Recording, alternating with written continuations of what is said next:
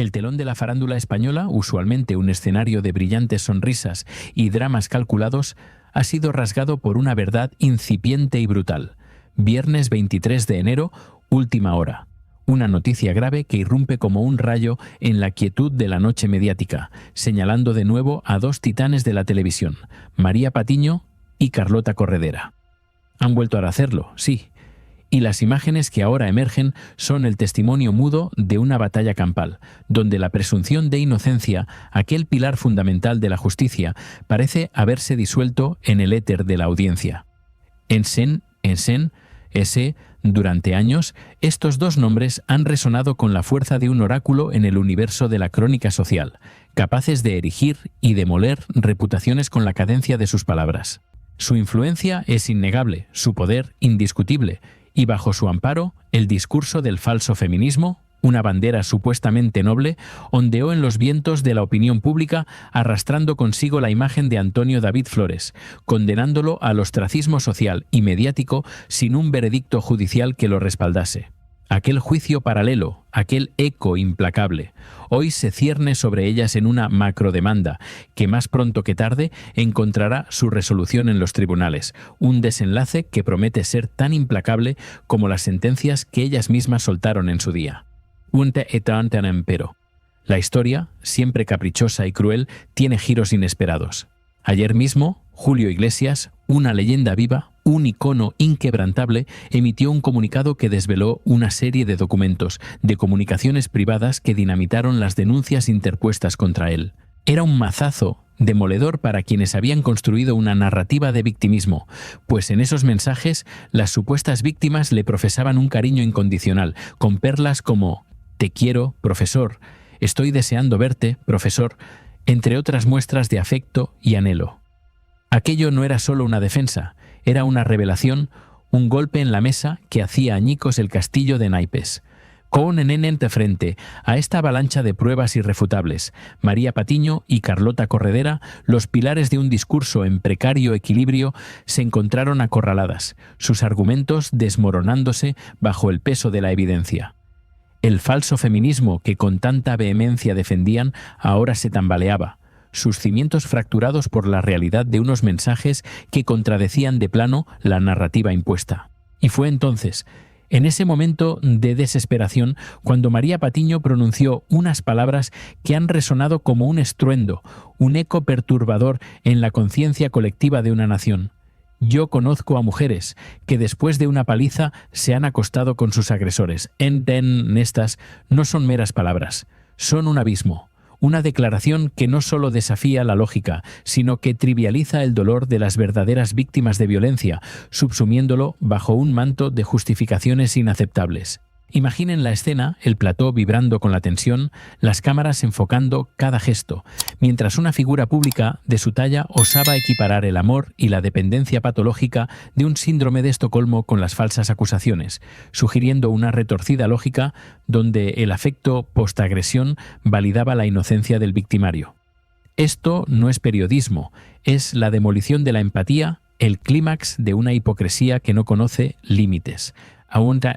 Pero antes de sumergirnos más profundo en este abismo de contradicciones, cuéntame en los comentarios, ¿desde dónde nos estás viendo y qué piensas hasta ahora de esta grave situación? ¿Crees que estas figuras televisivas han cruzado una línea inquebrantable? Sus opiniones son la brújula que nos guía en este océano de incertidumbre, y su voz es crucial para desentrañar la complejidad de este drama que nos atañe a todos. El nivel de esta mujer, la audacia de su afirmación, comparando sin pudor a Marta Riesco en una relación tóxica, sí, pero no de maltrato denunciado, con las presuntas víctimas de Julio Iglesias, es sencillamente escalofriante. Ella sentaba cátedra sobre la perspectiva de género, sobre lo que supuestamente hacen los hombres, insinuando que las mujeres se acuestan con sus agresores tras una paliza, para luego equiparar a Julio Iglesias con Antonio David Flores en el mismo lodo de la infamia. La ceguera, o quizás la deliberada manipulación, es tan palpable que casi se puede sentir a través de la pantalla. No sé exactamente y desconozco este proceso y no soy abogado. Pero lo que sí sé es que he conocido casos de mujeres que después de una paliza se han acostado con su agresor y han salido con ellos y han hecho el amor, afirmó Patiño. sembrando una duda perniciosa sobre la autonomía y la integridad de las víctimas. ¿Qué estás dando a entender, María Patiño? ¿Estás sugiriendo que las pruebas de Julio Iglesias, donde estas mujeres suplicaban su atención y él ni siquiera se dignaba a responderles, se pueden justificar bajo el prisma de una supuesta violencia previa, de un amor condicionado por el maltrato? Es un argumento que no solo es retorcido, sino peligrosamente irresponsable.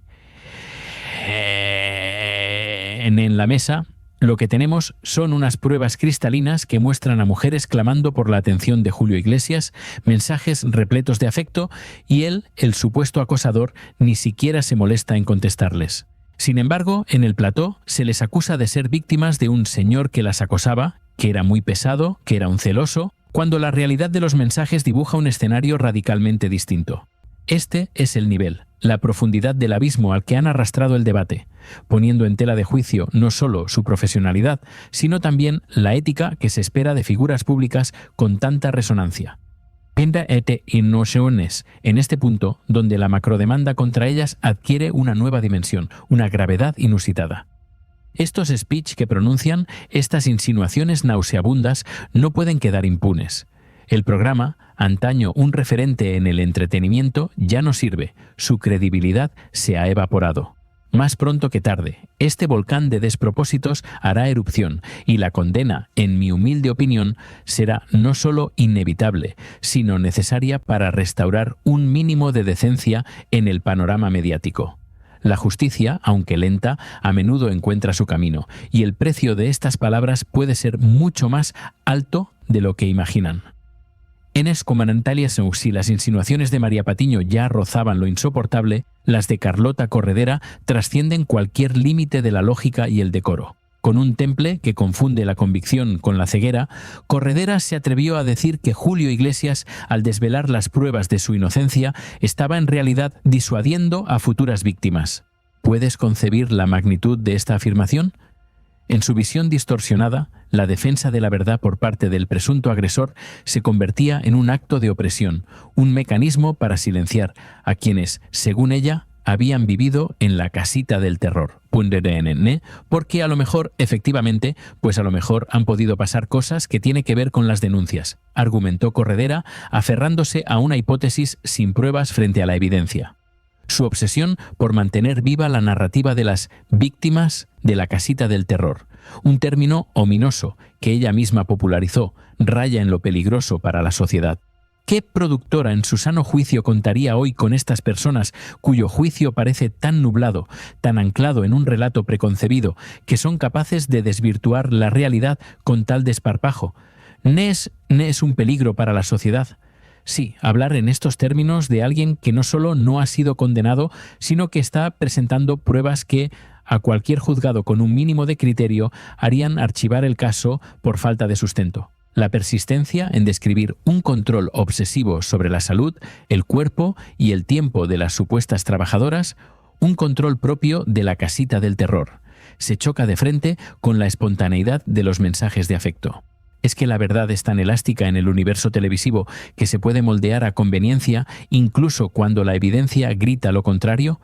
En la insinuación de que Julio Iglesias, con la publicación de estos mensajes, consigue disuadir a futuras víctimas, es una de las declaraciones más dañinas que uno pueda escuchar. Sugiere que las verdaderas víctimas, aquellas que han sufrido en silencio, se retractarán por miedo a ver sus nombres expuestos, por miedo a que sus propias palabras, sus propios afectos, si los hubo, sean utilizados en su contra.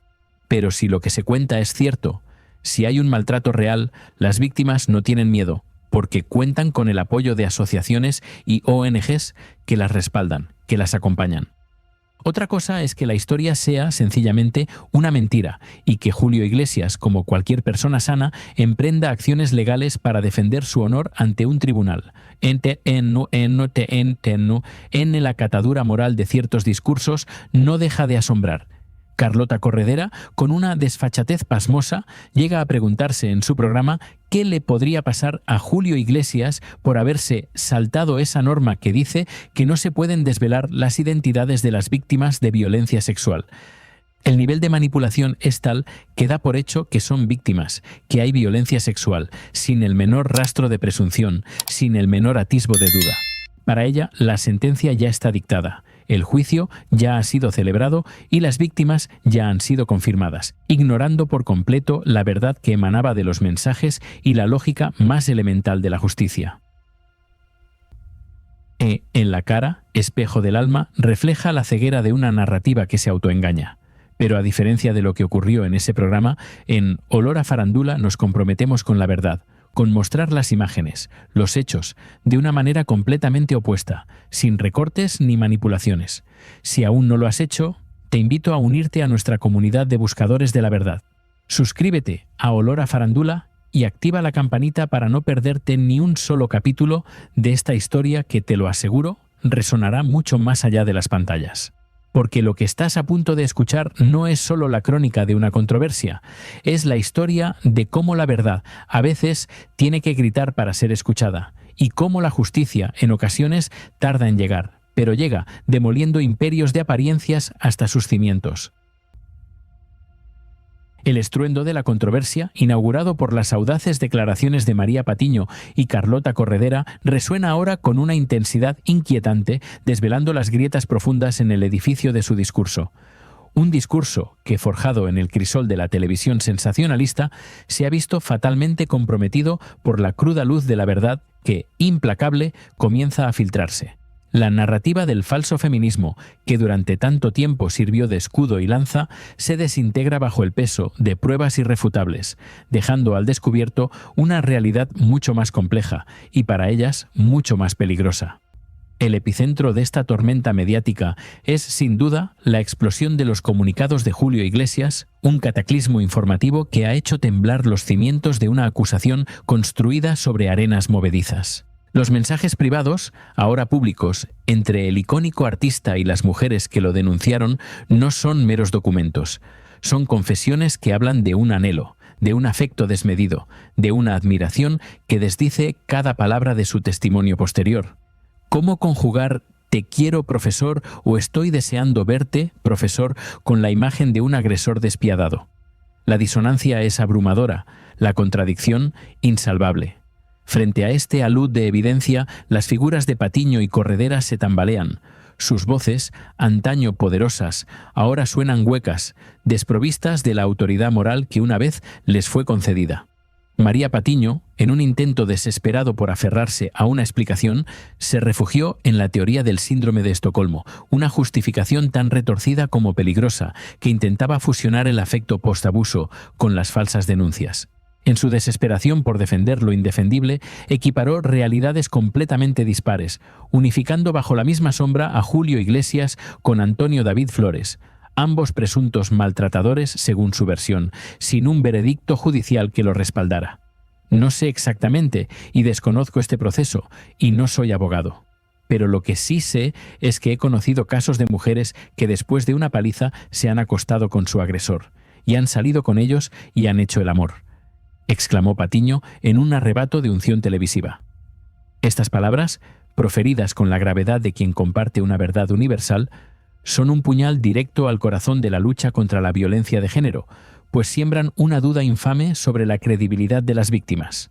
¿Qué mensaje estamos enviando a la sociedad cuando el testimonio de afecto de una mujer hacia su supuesto agresor se convierte en la coartada perfecta para eludir la responsabilidad?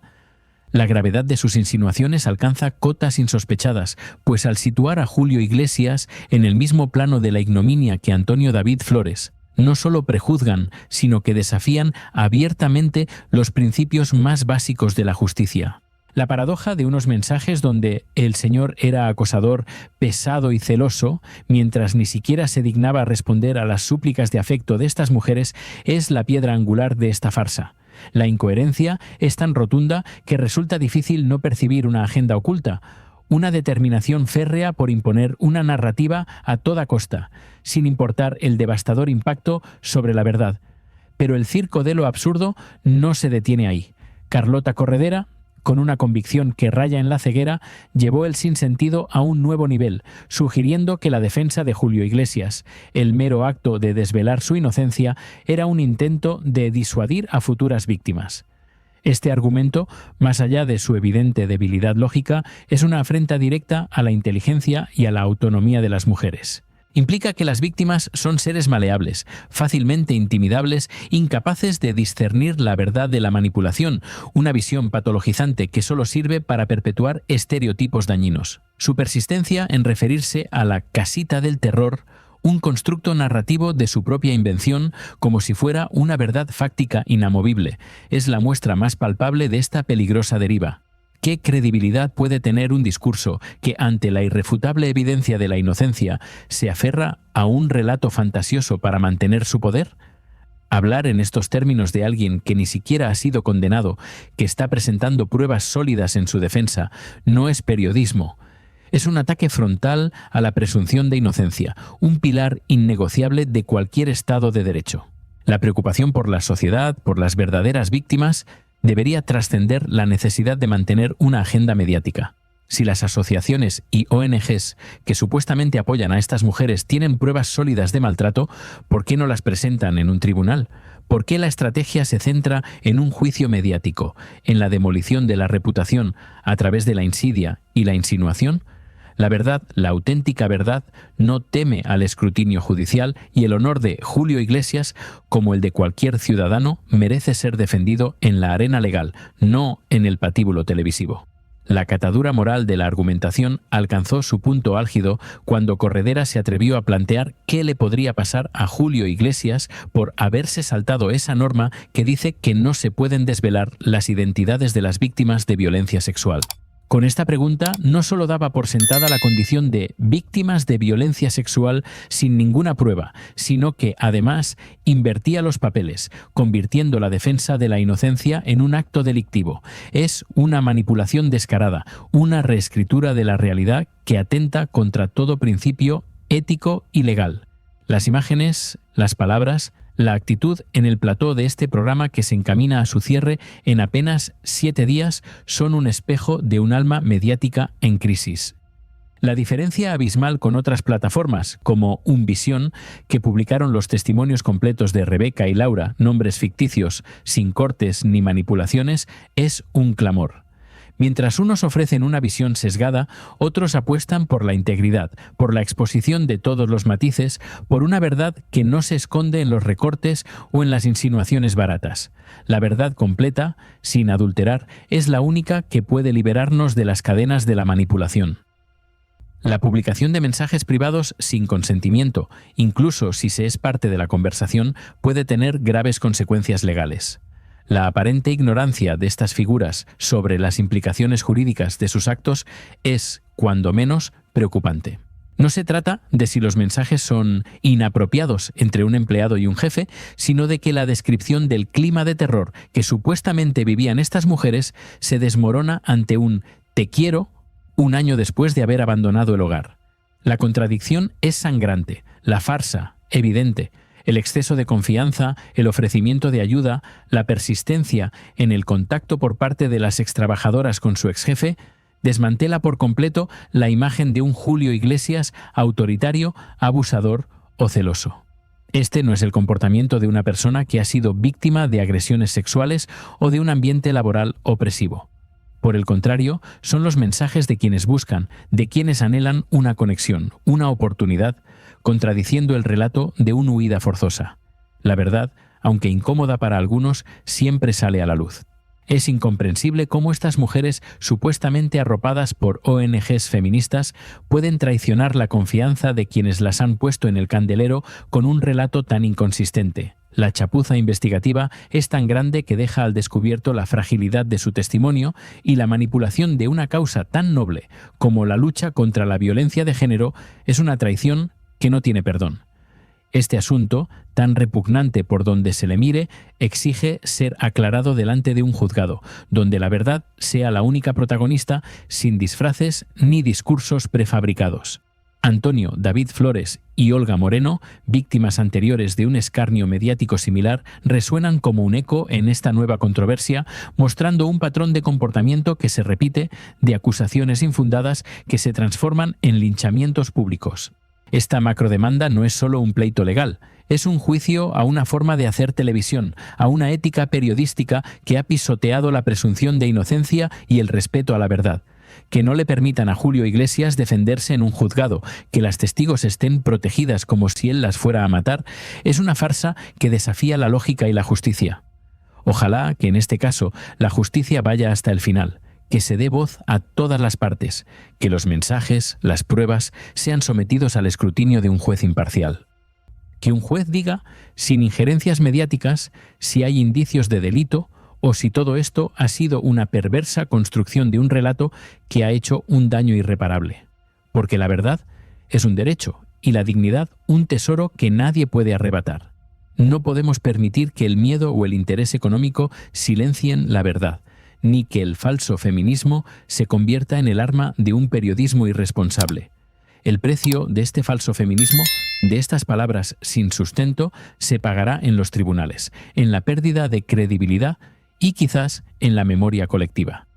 Esta historia, que hoy desvelamos en Olor a Farándula, es un recordatorio de que la verdad, por mucho que intenten ocultarla o distorsionarla, siempre emerge de las sombras para reclamar su lugar. No permitas que te cuenten solo la mitad de la historia. Si aún no formas parte de nuestra comunidad, suscríbete a Olor a Farándula y activa la campanita para seguir desvelando los misterios y las verdades ocultas detrás del brillo de los focos. Tu apoyo es fundamental para seguir destapando la verdad, sin filtros, sin censura y con la única guía de